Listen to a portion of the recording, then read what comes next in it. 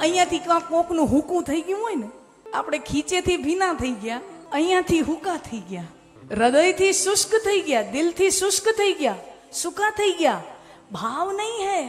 कथा हमारे जीवन में भाव को वापिस लाता है.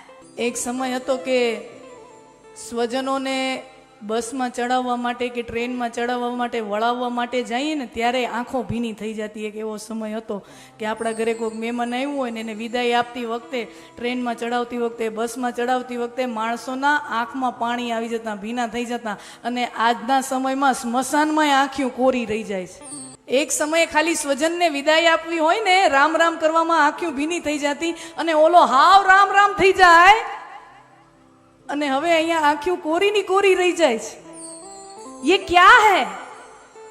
આ દર્શાવે છે કે મારો ને તમારો જીવનમાંથી રસ નીકળી ગયો છે, ભાવ નીકળી ગયો છે, ભીનાશ નીકળી ગઈ છે, ભોળ પણ નીકળી ગયો છે.